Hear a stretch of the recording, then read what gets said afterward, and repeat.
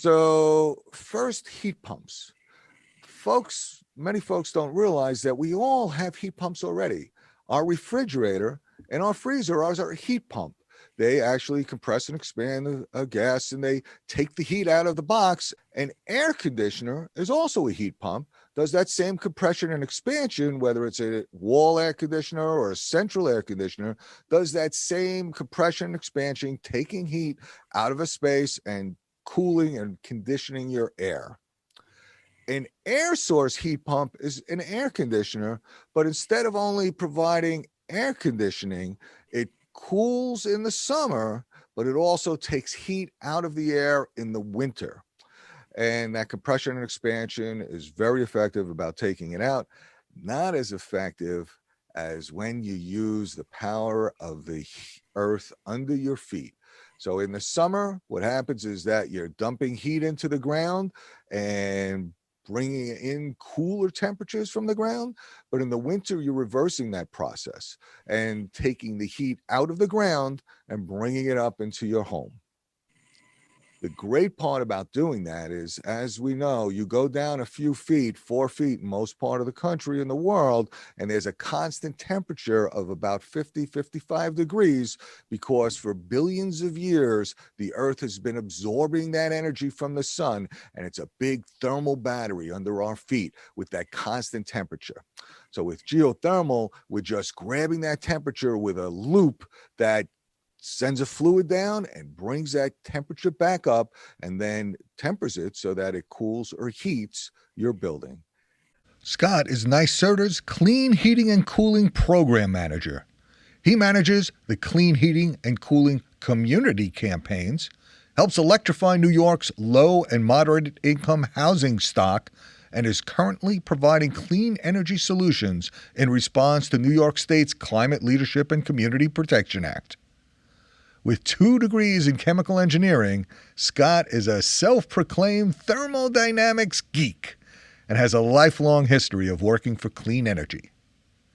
Let's hear Scott tell us how New York State's $680 million of clean heating and cooling programs can provide you with cash incentives toward the purchase of high-efficiency heat pump systems that reduce your carbon footprint, improve air quality inside and outside your home, and save you money. Well, I'm going to go to the geeking out on thermodynamics part of this for a second. So I don't think people appreciate what heat pumps are, that the fact that they're so efficient and why.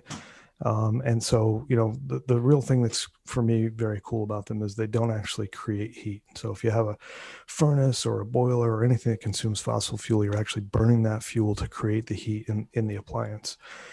What heat pumps do actually is they don't make that, and there's a natural inefficiency to that, right? Anytime you're combusting a fossil fuel, you lose some of that energy in the combustion process. Heat pumps actually move heat around and concentrate it, and so they completely eliminate that loss due to combustion. And because of the technology for concentrating and moving the heat, depending on the heat pump type, they're 2 to 4 times as efficient as the most efficient fossil fuel system. And so the environmental benefits are obviously important, and they're a big part of why we are doing what we do. But they also provide bill savings. They can help you make your building more comfortable.